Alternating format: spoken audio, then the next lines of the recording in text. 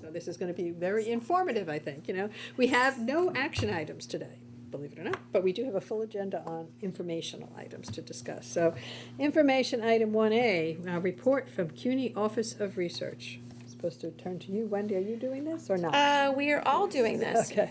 The slides. It's on the laptops.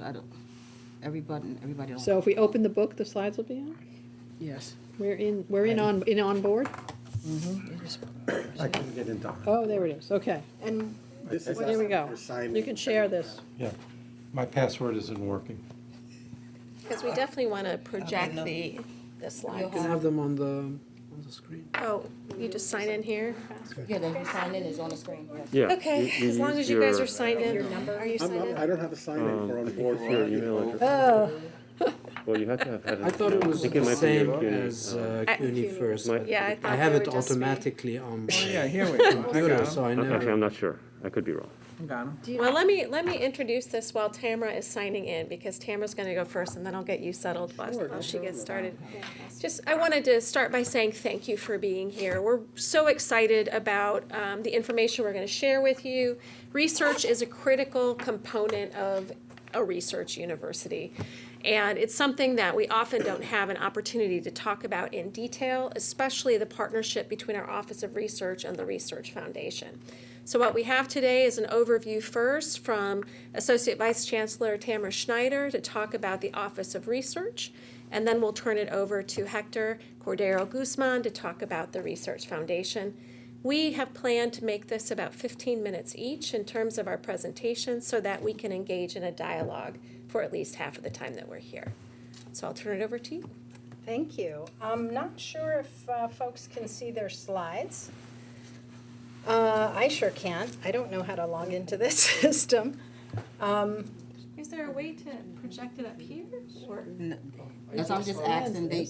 He needs but I gotta the. get rid of this. I have my portable hard drive. Switch this off. Oh, she said she has her portable hard drive. If this is hooked up, I can sign in as just a regular. Thank you. Go, hit enough buttons and something will happen. Sorry. Can't sign in, but I like to come prepared, just in case. I didn't bring handouts for the slides, though. Okay. Can you go make some handouts, maybe? I can give you my handouts so that you all have a hard copy. You have, you've got them. We'll share We're this. sharing. We'll share this. We're doing fine. good. We're fine. Do you all need a hard copy? I'm good. You got I it? have mine. Thank you. Oh, thank you. That's nice, right?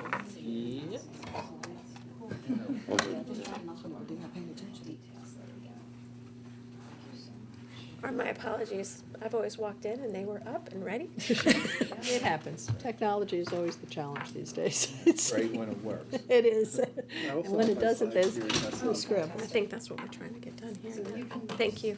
Thank you for being flexible. Oh, I'm always. And I also brought my laptop. if Yeah, you need. exactly. We come with 5 different ways to do And it. I can talk without slides. Good times.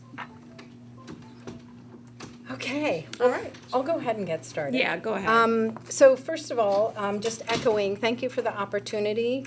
It's lovely to see some of you in person that I've seen only on Zoom. I'm really excited to share the important role that the Office of Research plays in enhancing the CUNY research enterprise. And just want to ask for a pardon for sticking to a script, because I know, having been a professor, we can wax and wane, and I just want to stay focused. When I talk about research, I also want to just share that I'm really talking about research and scholarship broadly. So the research mission certainly complements the university's overall mission of providing a high-quality, accessible, and life-transforming education for our students.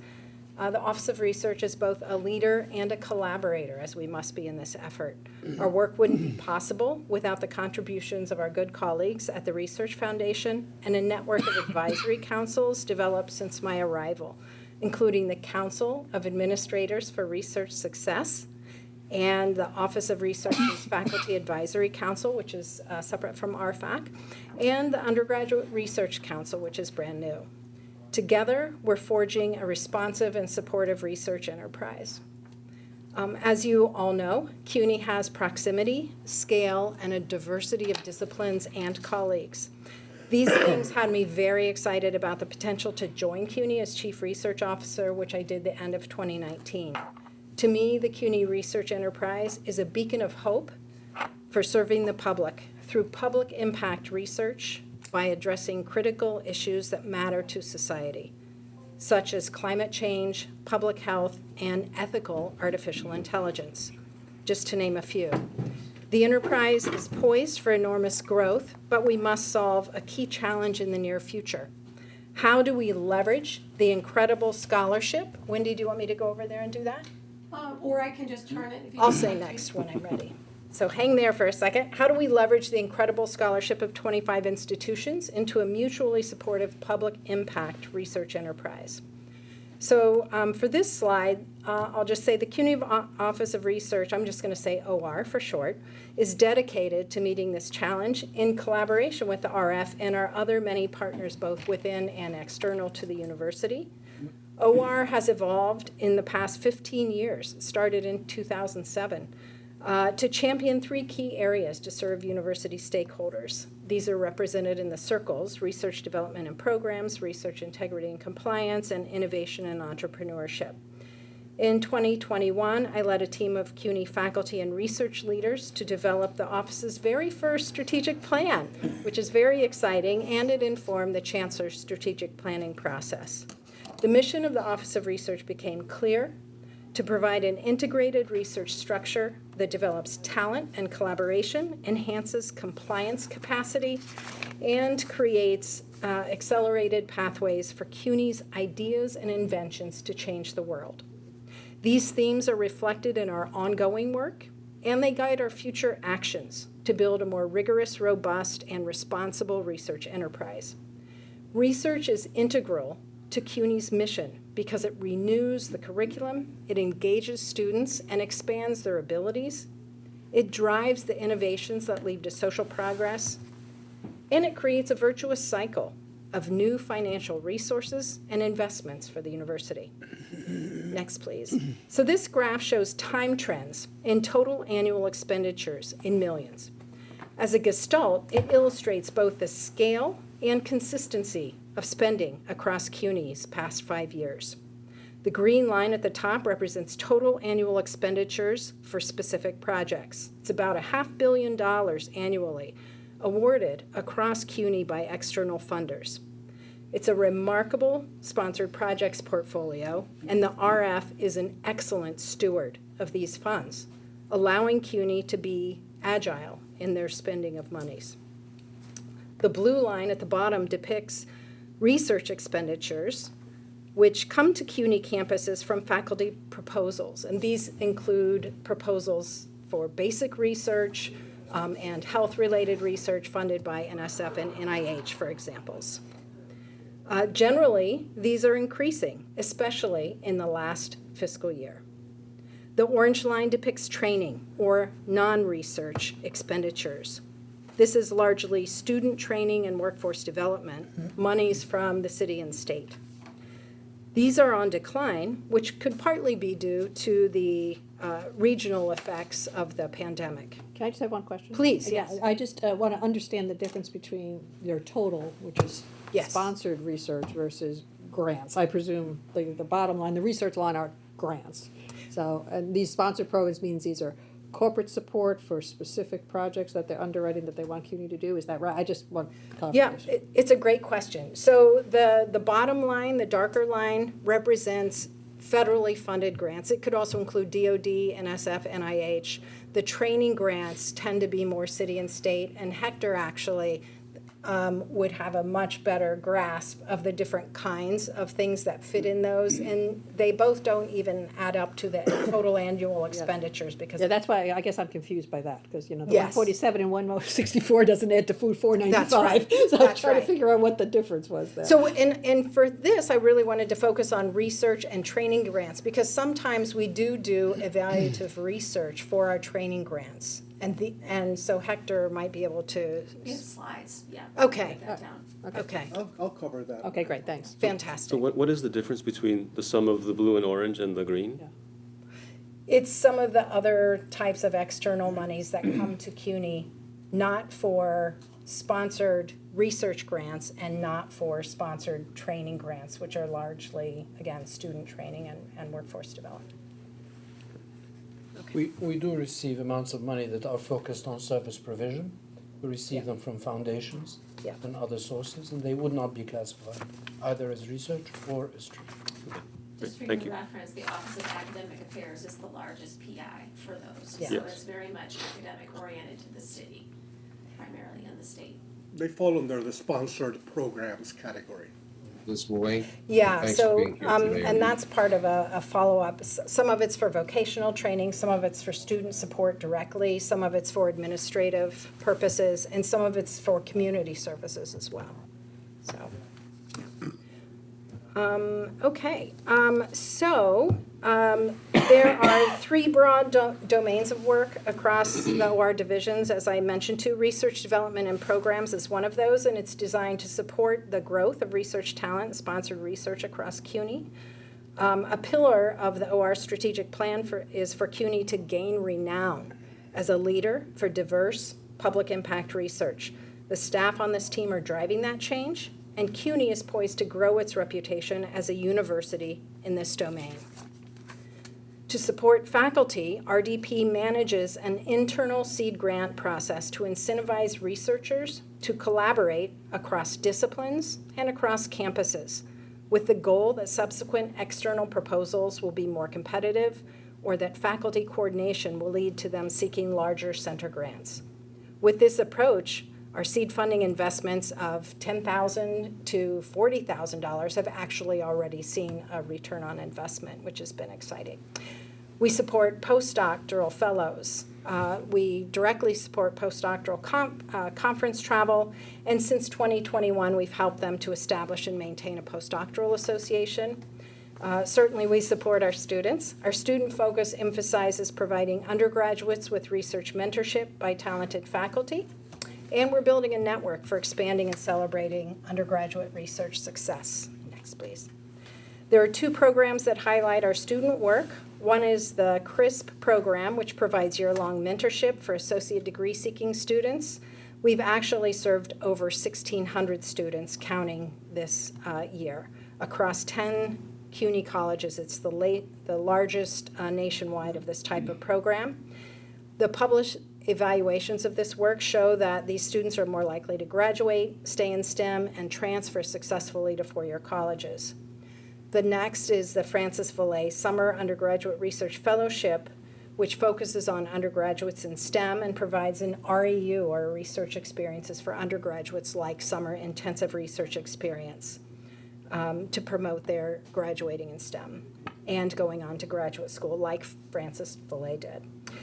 In both cases, the Office of Research has leveraged external investments to activate research strengths of our many CUNY faculty and student community, with an emphasis on mentorship and helping the pipeline of CUNY students to see themselves as the next generation of scientists and innovators. Next is Research Integrity and Compliance, or RIC, which is responsible for research compliance across the university. The Central Office of Research is the portal of research policy and guidance, and we're mandated to ensure that all of CUNY's research, funded and unfunded, is conducted according to the highest ethical standards and in compliance with federal, state, and local regulation. The RIC team leads the research compliance activities and efforts undertaken by every CUNY college and school. The staff help to ensure that the institutions, their faculty, staff, and students aren't at risk of the financial, legal, and regulatory penalties, which, as you all know, can result in many millions of dollars to universities.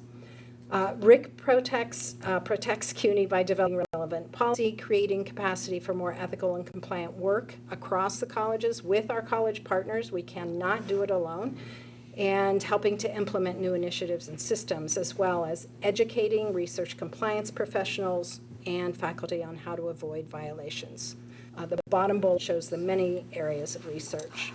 More recently, the RIC division has really shifted with my arrival. Its focus on how research compliance should be conducted across CUNY.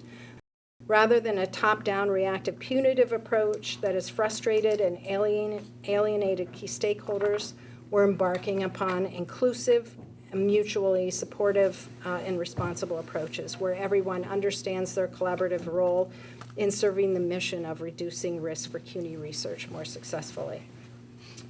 They'll be holding a pre-conference this week to share this new collaborative model, including all compliance professionals, including our grants officers. So we want to make sure that the research compliance community is connected, engaged, and informed together. There are a few issues with the research compliance area, and one of them is we need to professionalize the staff. Across CUNY colleges and schools, there's generally a lack of dedicated staffing, and training for these roles is somewhat inconsistent. And I can move on, actually, to the next thing. But we are beefing up that area. We're beefing up new staff and addressing those. So next, please. So to partly assist Rick and also being a major game changer for the whole system is our efforts to secure a system-wide electronic research administration system to monitor, protect, and grow CUNY research. Currently, every college has a different system and process for managing research at its campus, including how grants are submitted, how compliance is monitored, and how various pre- and post-award administrative tasks are carried out. This results in substantial inefficiency, human errors, missing data, and also inhibits the number of proposals that can be submitted to bring resources back to CUNY. So we are leading the charge to secure a single unified platform. ERA systems indeed are a standard solution for research management at universities nationwide. And there have been 3 separate task forces in the past 10 years at CUNY.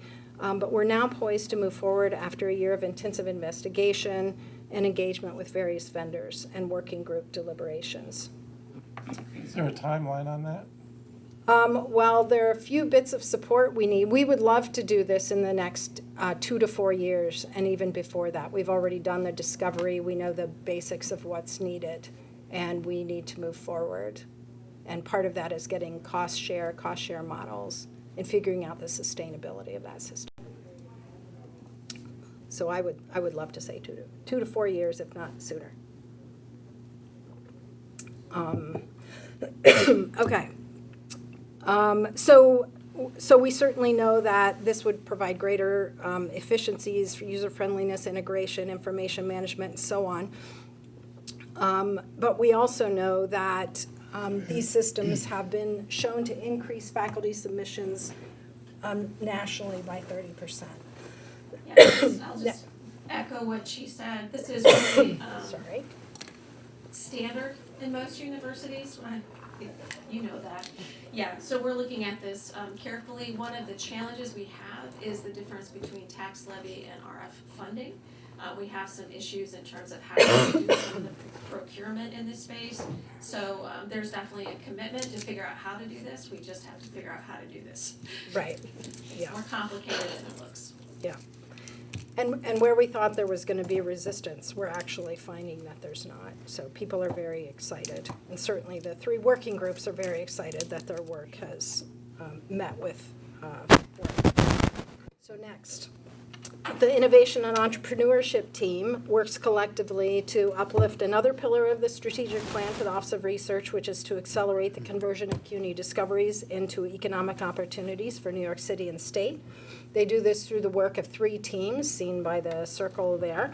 The Tech Commercialization Office works with CUNY faculty who make discoveries and guides them through the process of patenting their intellectual property.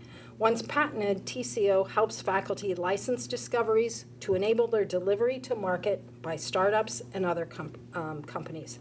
This group turns research streams into small business realities for the city and state. The Innovation Applied Research Group leads the nation in entrepreneurship training.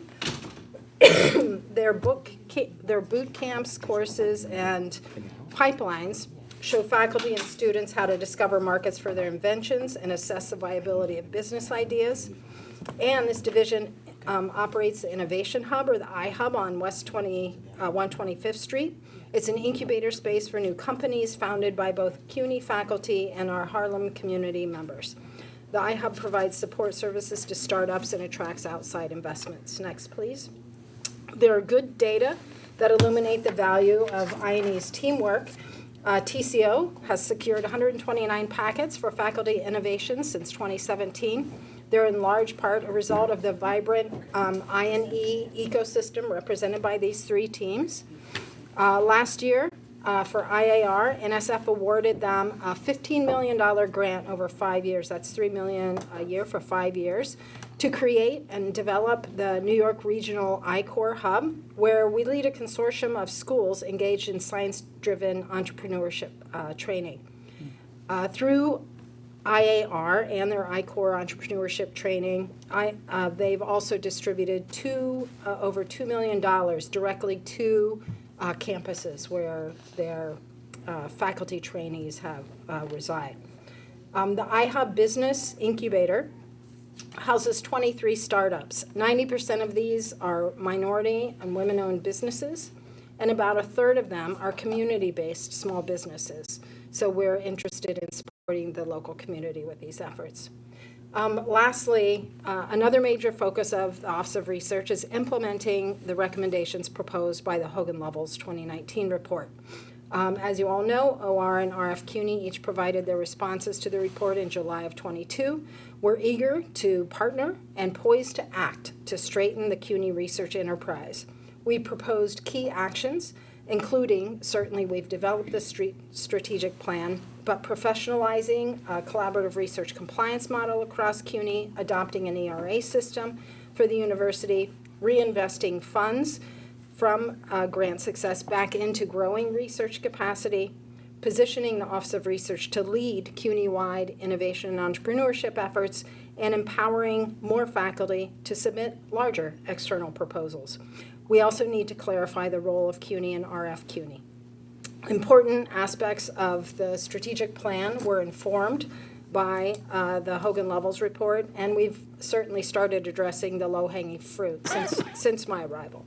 We're fortunate that, again, that our planning efforts align well with the Chancellor's strategic planning process, and we look forward to continuing the conversation and to the good path to elevate CUNY's mission for the communities that we serve. So thank you so much for the time. Great. All right, Hector, do you want to upload yours? Oh, I need to load it? Okay. Well, I don't see that. He has it too, I'll give, Oh, you have it? Yeah. he has it. Or unless. Is it, we've got it right here, It's yeah. easy, okay. If you have a flash of them. Okay. I'll take my portable hard drive Oh, back. there you go. Want me to plug it in? Thank you. Wendy, may I ask Tamara to just comment on one more thing which she Absolutely. played Yeah, a sure. leadership role in? Please do. Tamara, the question of collaborating with other universities in large multi-institutional grants like the Governor's Island project that you played such an important leadership role on. It's not really on the slide, but you, as a central entity, play a very important role there. Would you like to say something about that? Sure, I'd be happy to. So even before the request for expressions of interest, so it's been 2 years since I've been working with the Governor's Island project, even talking to the trust about what they should do in terms of transdisciplinarity, convergent research, having different disciplines of all kinds come together to address the important issue of climate change. It's a tremendous effort. So you all probably know we're one of 12 expressions of interest. We became one of 4 finalists, including Stony Brook, Northeastern, and MIT. MIT faculty have joined our proposal. And I will say the Chancellor and President McBride gave a phenomenal presentation to the city stakeholders and the trust stakeholders the end of September. They gave us 62 questions in response to that, which we answered. And there have been 2 public conversations about that, one last month and one actually tonight, and which is Lauren Anderson is at that, so I'm grateful to her and some of our other colleagues. They expect to announce a winner in middle of 2023. It is an effort that really is truly public impact and has the potential to align our education mission, and when I think education, I think training of our students, workforce development, all of our stakeholders, including our adult learners in certificate programs and beyond. So it aligns our education mission, our research mission to solve this really critical problem, with Governor's Island as a throughway. When we adapt those buildings to be responsible and responsive to the climate, we're informing how we can adapt the rest of city and the world's old buildings. And also, taking these discoveries and accelerating them for deployment. So huge return on investment, lots of state, city, federal funds in this area, so potentially very exciting.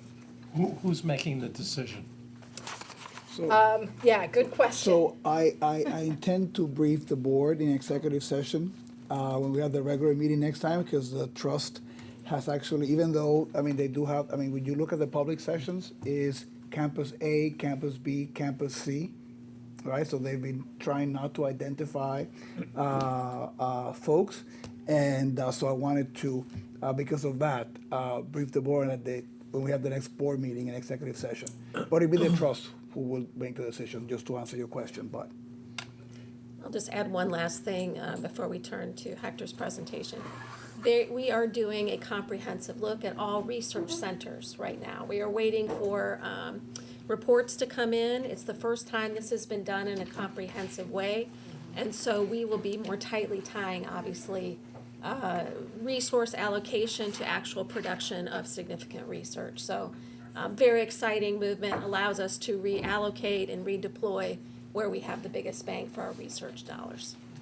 And so in the next meeting, we can brief you on that. And research centers means centers on campuses, or? It can be either, right? Yeah, It's research campus. centers and institutes across CUNY, largely campuses, but the recertification process is something that's really ramping up. Some And of they're- them are cross institutions. Right, Yeah, centers are And institution-based, and institutes are university-based, cross-institutional frontiers I understand. in their mission and in their collaboration. And this is we're part- very fortunate that these guidelines have been produced, because they help us also exert a uniformity across these centers and institutes, and really is the first time that the university has attempted to look at productivity criteria, because many of them, may be very old and really not active. And I also think it's, at least it's always confusing to me, that the requirements to be a center versus an institute, and I think that funding matters. There's a big difference in funding, I think, and I don't know but I know there are criteria to be to be as such. But We will certainly bring Yeah. that when we present. Yeah, there are And very that's, well. and that's part of this is the board. Yes. Led this review about a year ago, and this is sort of the end result of that process. That's a new beginning in the way that we'll be able to be more supportive, to really have an inventory of centers and institutes that are really being active and have good governance and have all the things that we want, as opposed to sometimes things that exist. For just- Yep. And so we'll be, excited to bring that all back full circle to the board. Yeah, I think it's great. I think looking at productivity out of it to see, Absolutely. does this maintain the standard it should be to be a center or an institute, and if not, it needs to be kind of decommissioned. And we have communicated that this is a serious review. We underwent, City College reviewed all of its centers and institutes in the last few years. Yeah. So I'm sorry. City College reviewed all of its, or almost all, and so I think that we welcome that, and I think that there's urgent need of Yep. just a little more oversight. I actually have not heard any pushback from that. I mean, most people agree, in order to get what we need out of these, we need to have a partnership that Yes. reviews. Yeah. See. Hector? Good afternoon, thanks for the opportunity. Chairwoman O'Donnell Tormey, and Is this working, the microphone? There you go. Can you hear me better? Oh, sorry about that. And Vice Chair Berger, much appreciated, and recognize everyone else in the room, including some dear board members of the Research Foundation. Thanks for your service, and thanks to Executive Vice Chancellor Hensel and to my dear colleague Tamara Schneider from the Office of Research for setting up the context and giving us a great overview of the multiple responsibilities and work of the CUNY Office of Research. I've been asked to come to in front of this committee to talk about grant activity, federal, state, and city activity, privately funded activity, and we have a small fund from the District Attorney of New York. That's what we call the Danny Fund, where we distribute some of the monies that they get from fines and other settlements. And we're a vehicle for their distribution of those fundings to the community-based organizations that they want to distribute the money to. We essentially become grant managers of those funds. And I'll talk a little bit about historical trends in terms of first quarter awards and expenditure data. I have my timer here so that I'm sure to spend about 10 minutes, and then we'll be happy to get into discussion and answer any questions. As you know, the Research Foundation has a number of functions. Just want to make sure that I clarify those.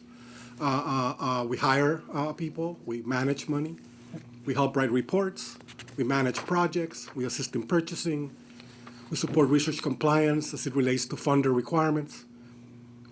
We assist in legal assessment and support thousands of contracts coming in, thousands of contracts going out. We call them money in and money out contracts. We provide risk assessment and support to the entire research operation at CUNY.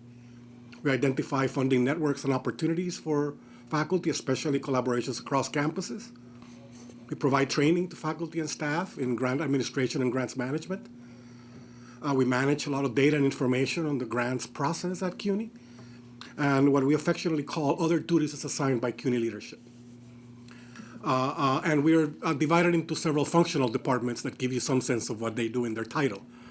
I have an operations, grants and contracts, procurement and payables, human resources, finance, system and information services.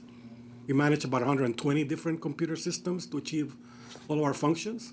And we have a strong SIS team that either develops the programs in-house or goes to market and acquires them and makes sure that all of those programs are working seamlessly. We have a legal department. We have an award pre-proposal support department, a small customer service unit, and a small internal audit department. We also have an LLC that runs the building where we operate, and the LLC manages the building.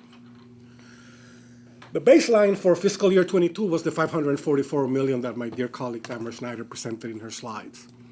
Here I have first quarter activity for the fiscal year 2023 compared to fiscal year 2022. It's the first 3 months of the quarter. First 3 months of the quarter are about 25% of the year. But they typically include anywhere between 30 and 40% of the entire grant activity for that year. So the first quarter is a very important quarter for us, and we monitor it very closely. And if you look at the data, we've seen a 22% increase in awards during the first quarter, if you look at 23 compared to 22. And we've seen a 14% increase in expenditures. And those are the two metrics that we track. Think of awards as pledges, and think of expenditures as realized pledges. I can give you a $100,000 grant, but something may happen that you only ended up spending $80,000. That's why we track both metrics, what is promised and what's the max, and then what's actually done. And expenditures tend to lag, of course, awards by a certain amount, but we keep good track of it all. So good news, 22% increase in awards and 14% increase in expenditure. In fact, not just good news, spectacular news. And CUNY faculty, Office of Research, deans, provosts, deserve a lot of the credit for this. In fact, they deserve the entire credit for it. They're the ones that go out and hustle for these grants, and they're getting them. And they've bounced back to the highest levels in CUNY's history. This number you see here, 265, 128, is the highest one quarter number in the history of CUNY, ever. And it's higher than pre-COVID levels. So I will show you in a second. We took a dip, but we're bouncing back stronger than what we were at our peak before the drop from COVID. So summarizing some of the activity in terms of total awards, we're about $265 million in just the first quarter. compared to 217 in fiscal year 22. 81 million in federal awards, 44.1 million in state awards, 92 million in city awards, 44 million in private funding, and 3.5 million for our dwindling Danny Fund. It's being phased out. The previous district attorney gave us the money. The new district attorney went conversations, but not clear how they're going to proceed. And in terms of expenditures, as you see, 44 million federal, 14.7 state, 40 city, 38.2 private funding, 3.5 million expenditures in the Danny Fund. And the increase is about 11% increase in federal, or 8.3 million more, about 229% increase in state, $30.8 million more, about 10% increase in city, or about $8 million more, and about 10% increase in private funding, or 4.1. We saw a 49% decrease in the Danny Fund to 3.3 million.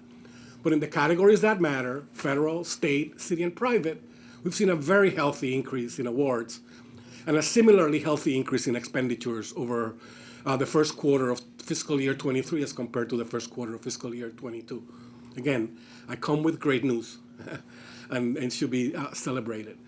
This is just a graphical representation of the increase by category. And just to give you a little bit of a sense in terms of federal awards, who our biggest funders are, they're arranged in order: NSF, Department of Health and Human Services, Education, Department of Defense, where I point you to a very significant increase. Does this laser work? I guess not in terms of the monitor. But we saw about a $5 million increase in Department of Defense grants after the Office of Research and the Research Foundation collaborated on an event at the end of the spring of last year, where we brought program officers from the major federal defense departments to meet and share with CUNY faculty.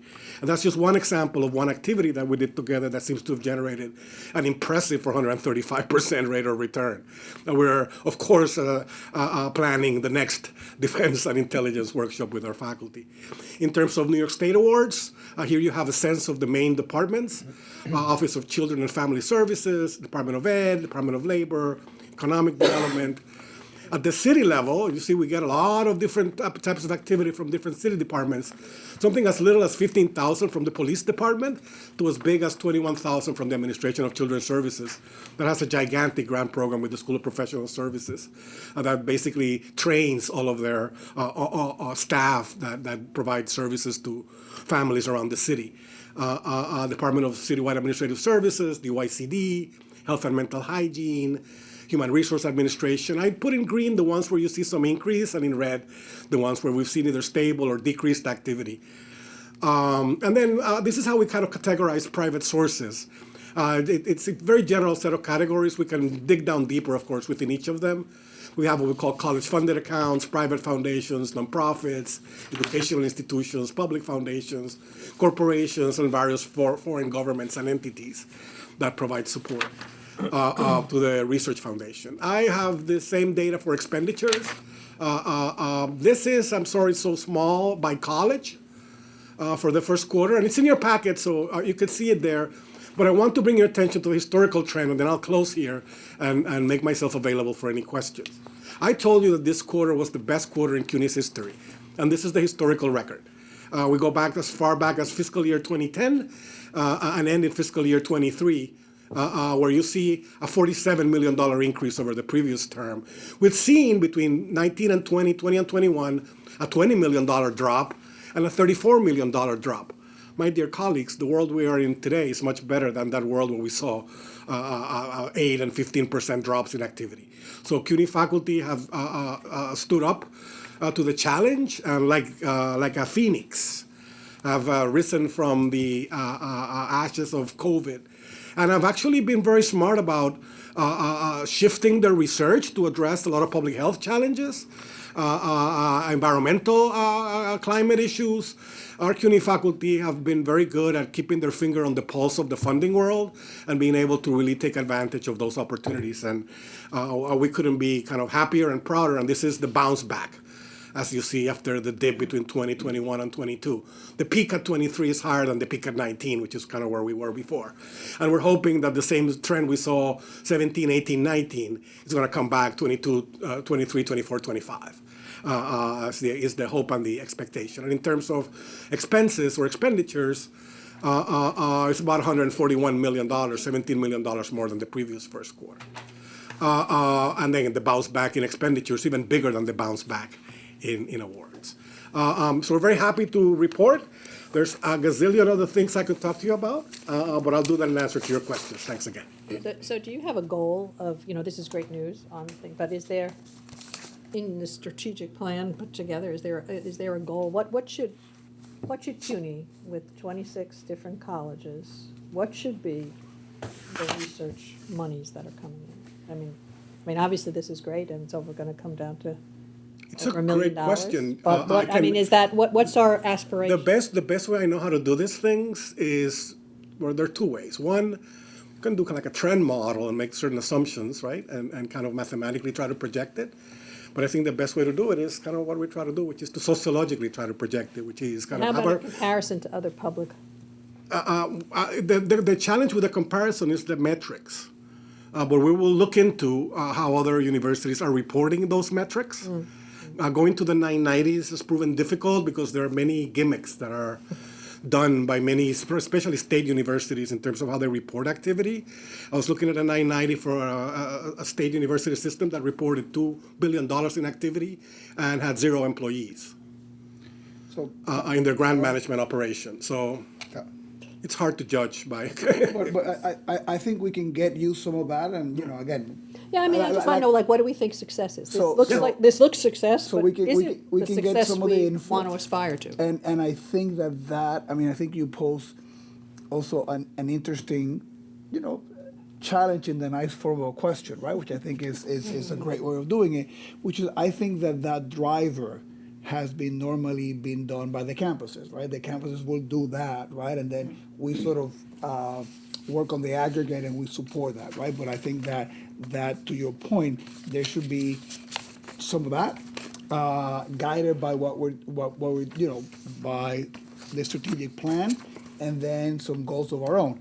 On the RF side, that tends to be is much more of a budget-driven conversation, right? In terms of the estimates are about the fiscal health of the organization, right? So Tamara, you want to say something? I didn't want to cut you off. Oh, no worries. I think it's a great question, and there are a lot of, like Hector mentioned, the Defense and Intelligence Forum that we had, which yielded a great increase. One of the things that sort of struck me when I joined CUNY is how do I find, even with Governor's Island, how do I find the 26 centers and institutes directors for climate-related work? How do I get them together? How do I get faculty together? Reaching out to my colleagues at the Research Foundation. Can you give me an idea of anyone that does environmental work? And just identifying who's doing what in what domains. And we know where the money's coming. You can look at the federal projections. You can look at state projections. We know where the money's coming from in the future. And then you have COVID, and we know where there's going to be quick responses to money. So getting our faculty to be able to be responsive, part of it is connecting them, and having an electronic research administration system will be critical for not only seeing who's submitting to what, in what domain, but who's successful and who we can provide more support to, or what collectives we can provide Yeah, support I think to. it's a sense, it sounds like now it's very much driven by individual faculty are applying for grants. The colleges are helping that. RF comes in when they need it, versus strategically, are there big pockets of money out there for very big research questions, and how do we mobilize the faculty that should be coming together to address that, to come in with a big grant and go to court? That's Yeah, well, as you know, the grants that are coming out are all team science and require multidisciplinary teams to be ready to go long in advance of the issuance of the grant. So one of the things we've been talking about is federal lobbying, so that we're aware of the grants that are coming down the pipeline. From my perspective, I think our federal grants are low for some of our size, and that's where I'd like to put a lot of the emphasis. And in terms of the ERA, we have allocated some of that $40 million that we received from the state for strategic initiatives. For that, we're just having a little hard time figuring out the translation between the RF and tax levy dollars. But if we don't have that kind of infrastructure in place, then no amount of coordination is going to raise the number of grants we get. So we've got work to do. Yeah, it's small and piecemeal, so the planning grants have started, but the IRG, the interdisciplinary research grants, they have become very focused on climate, public health, and responsible AI. So, we're trying to get there. Sorry, I didn't see. There are specific metrics that bring in education and research together. For example, how many of our doctoral students are supported through research programs is a metric that we should follow over time. We, as our accrediting agency, Council for Education and Public Health, requires for us to report on an annual basis how many of our students in general, not just doctoral students, are involved in research. From a faculty quality point of view, in our PMP on an annual basis, we have the number of publications per FTE, which is, at the end of the day, what we want is that research is producing new knowledge and is competitively reviewed by the peers and considered to be high quality. So the number of research publications per FTE, and then finally the number of dollars generated per FTE. And looking at that, there is a very wide range within our university of highly productive entities and less so, and working with those that probably are producing less dollars per FTE to encourage them to participate. But then finally, something that the RF helps us with, and the university helps us with very much, is negotiations with the federal government in terms of generating our indirect cost return. We don't have a single indirect cost don't have a return single across for the the whole university. universities. Each of us have to fend for themselves.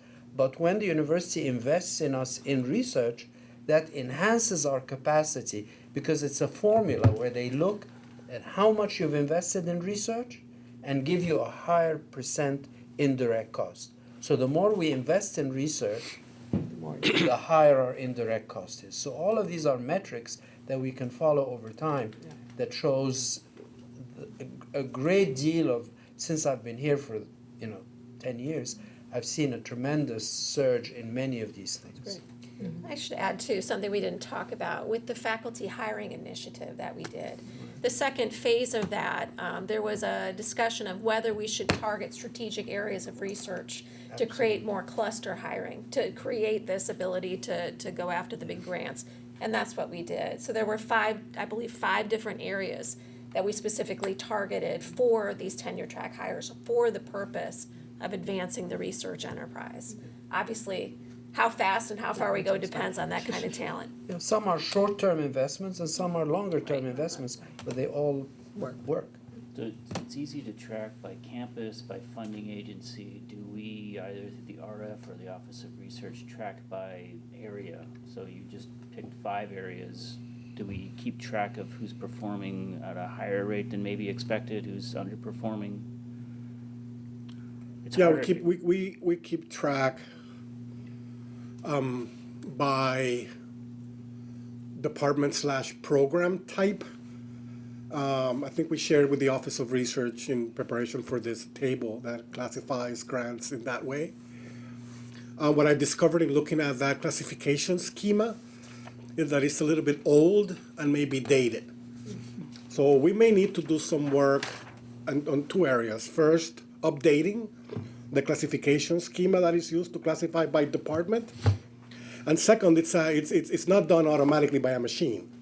It's done by my staff at the Research Foundation that by hand kind of classify this thing. So once we work on the new classification scheme, I need to train my staff to make sure that they code these grants by departments properly. And it's actually half science, half art. Because as you can imagine, many of the grants do mention a number of subfields. In fact, the more interesting grants mention a number of subfields. In which subfield do you primarily assign the grant? My grant officers think, 20% economics and 15% sociology and 10% anthropology. It can be a little bit of a challenge from a kind of accounting quantitative perspective. But I did notice the categories, and some of them seem in need of updating. So we'll take a closer look at how we classify by departments and also see kind of CUNY's own departmental classification and see if we can bring together some alignment. Sometimes if a grant originates with a particular center, we code it as this center originated. So the department becomes the name of the center. And the center may be a multidisciplinary center, so we're not really coding it by discipline. But if a grant comes from a department that's like econ or political science or something, then it gets that code. So there's some work to be done in terms of thinking about the coding of and classifying of this data. David?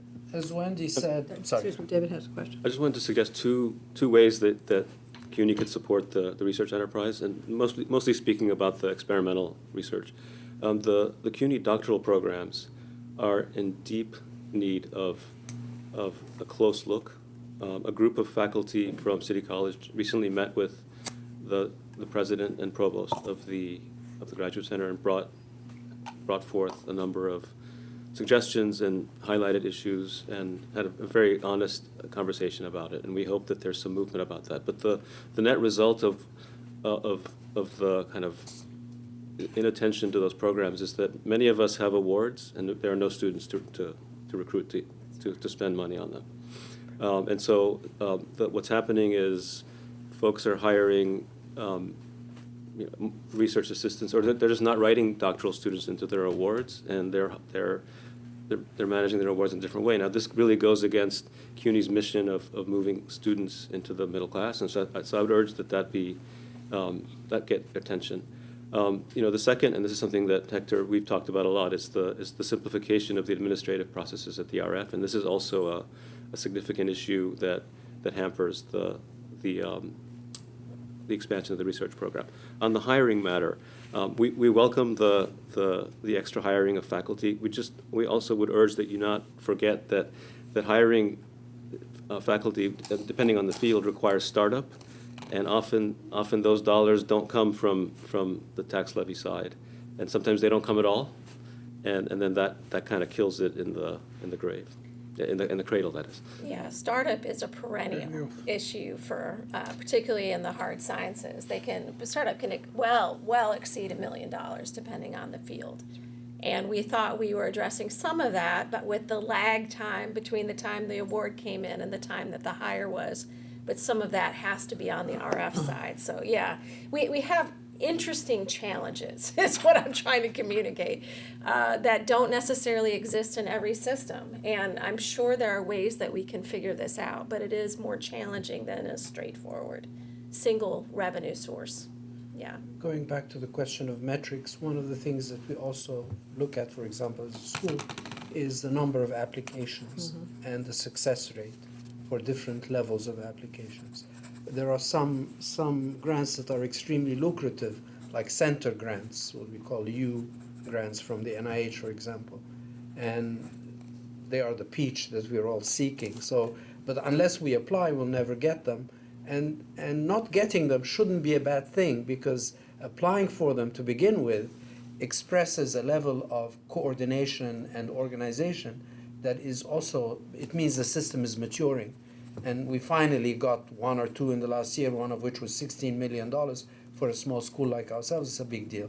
And so looking at how many were, and that the RF has, how many were submitted in the various categories, especially in the federal grants, since Wendy very purposefully, I think, and smartly, is emphasizing that one of our success indicators should be more federal funding, is looking at how many were submitted, how many were successful, in numbers and in dollars, and the areas where we're less successful, so we need to invest more in improvement, or we're more successful, where we need to invest more in success.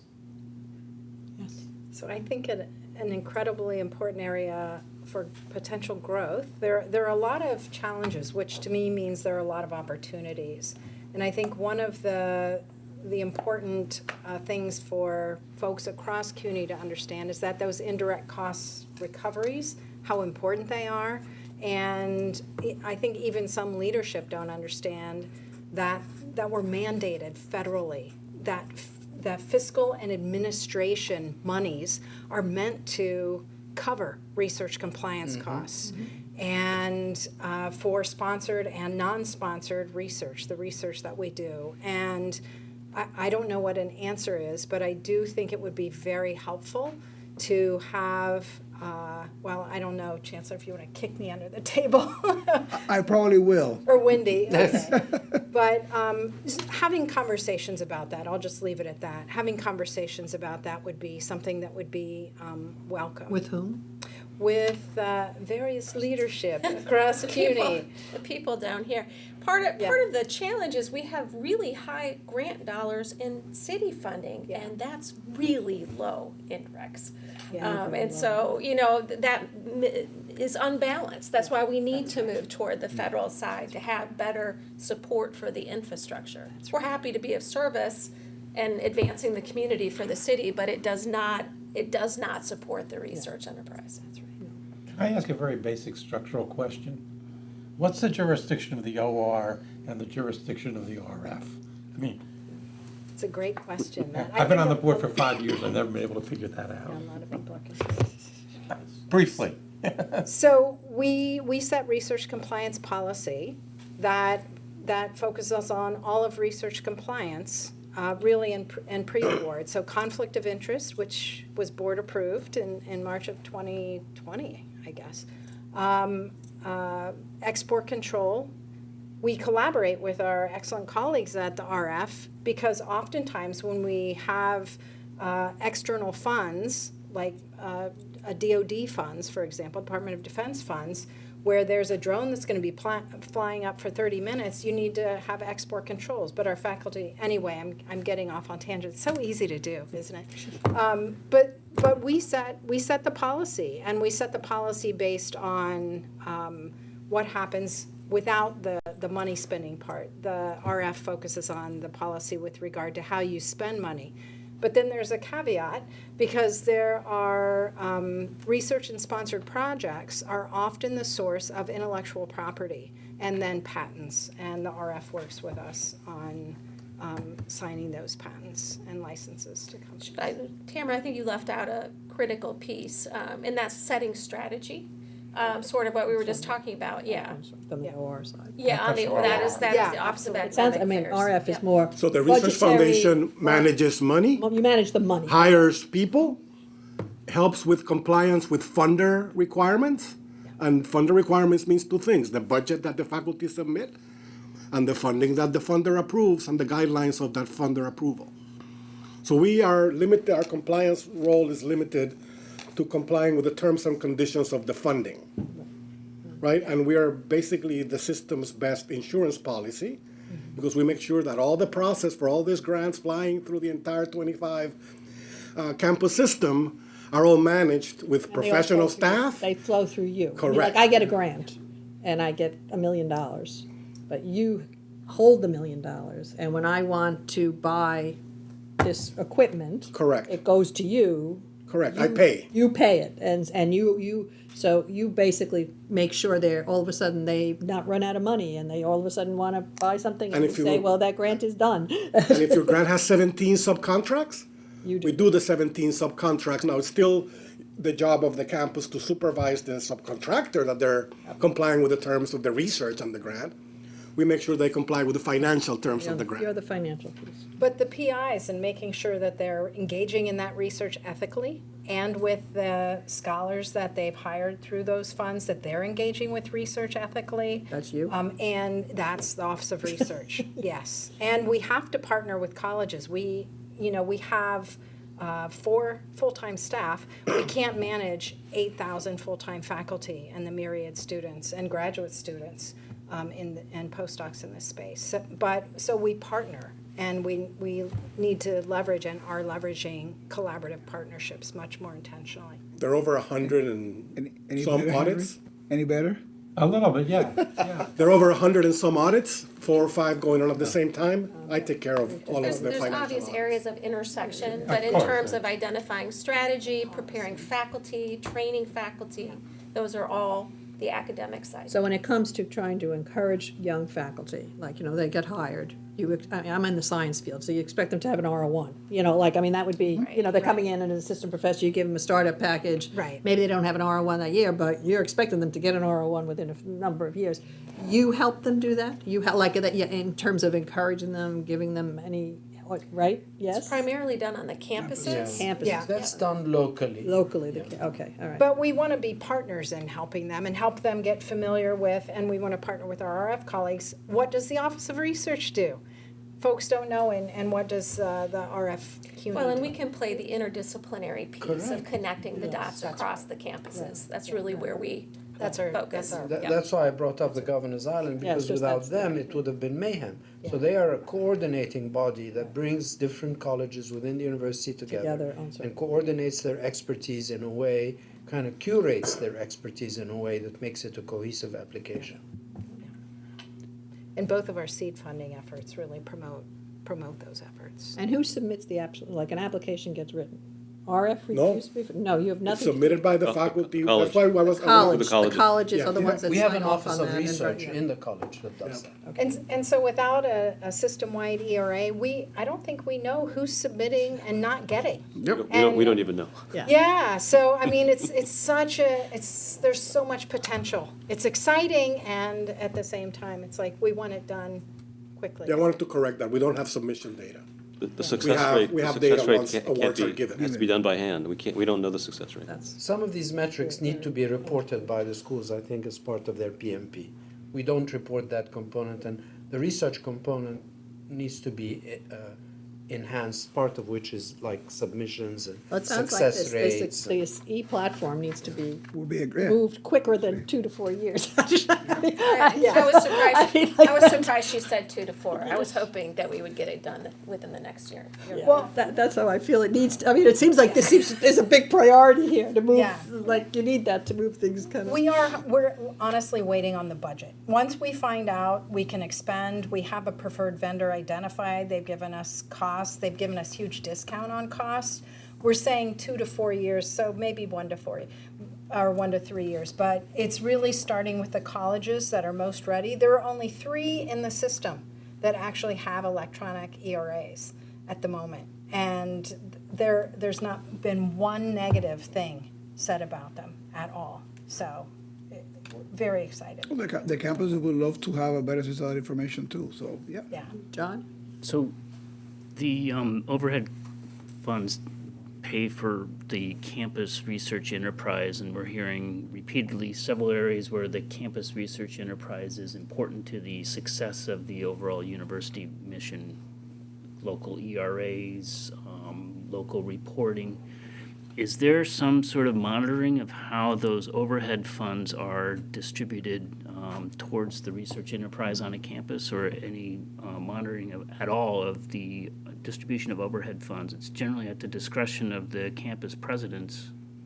I understand that it's also governance. I mean, in the 2 campuses where I was, it was part of a conversation that included the provost, the deans, and the department chair, so I don't think it's just the presidents. Are there, well, So are that's. there policies that CUNY should be setting in terms of how that should be handled on campuses, so there's some guidance? I know on my local campus there were significant changes because the funds were used to fill budget holes and not necessarily move the research enterprise forward. And Well, I'll tell you, governance had no ability to stop that. It's not a small. So I think we could look into that, but I also think that the costs are not just for research, they're also for administrative costs, which is a larger category, right? And somebody can make an argument that at a time of crisis, covering some of those things are also key, right? So I don't think it's as black and white as all the funding goes to research. I mean, it is, the indirect is based on administrative costs, right? A chunk of that is to support the research enterprise, right? But there's also, as part of how universities do their overall budgeting too, right? So I And the think that. indirects flow to the campuses, they don't come centrally. The indirects of all grants go to the.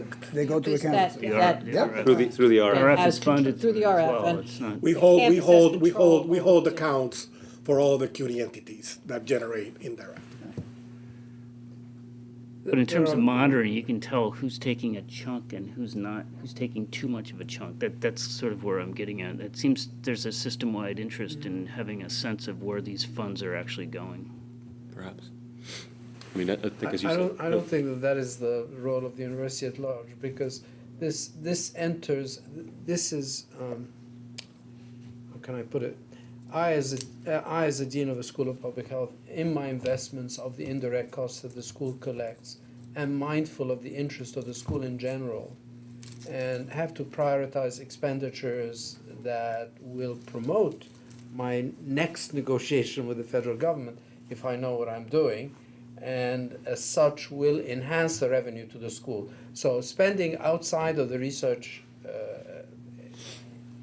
I mean, it's very hard for a school to say that supporting administration, for example, is completely, a no-no. That's not true. You can spend on administration to maintain the fiscal integrity of your school or your college. But being mindful that you can justify, because that enters into the negotiation sheet of where you're spending the indirect costs in renovating space or in rental for research or in buying equipment or in buying or in hiring people that are supporting the infrastructure of the research. All goes into the sheet that you use in this negotiation. So I'd be shooting myself in the foot if I use that money for something totally unrelated to research, because, by the way, this can be also downgraded. My indirect cost return negotiation can end up with the federal government saying, no, you're not investing anything in research. We'll just give you 20%, Well, I think we've went over. I think this is supposed to end it. Is this? Can I just bring up one more, perhaps cosmetic point? I was looking at the charter. I did not appreciate this was the very first meeting. Yes. I'd like to suggest that the Article 1 just be worded a little differently. I mean, at the moment, it says that the purpose is to encourage and support intellectual research interests of the faculty. And it sounds like this is kind of the hobbies of the faculty. And to be honest, this is how the faculty believe that CUNY views their work. I think we'd like to get to a point where the research interests of the faculty are integral to the mission of CUNY to raise students from the middle class, to the middle class. And I think all the students who've gone through my research group who went to medical school, who came from disadvantaged backgrounds, these are not just my hobbies, and so I help them get there. So I think that this requires a little bit of a mindset shift. We should look Yes. at that. And if you want some help with the Yes, language, please, I'm if you could helping. send, yes, that would be great. I don't know, maybe to Gail. I don't know. Gail seems to be the person, the secretary to the board. that handles Not our language. Yeah, no. But thank you all. I think this was a great discussion, a great first meeting. Thank you, and to the extent that there are issues you'd like us to explore, in particular, let us know, did we hit the mark, were we off of the mark, and we'll keep trying to get more responsive to what you want to see. Great, thank you. But thank you. Thank you. I appreciate it. So do I have to, does this have to be Yes, formal? yes, I gotta say, okay, do I need a motion to? Motion to Okay, motion to adjourn. Okay, all in favor, great, yes, thanks, good. We're done.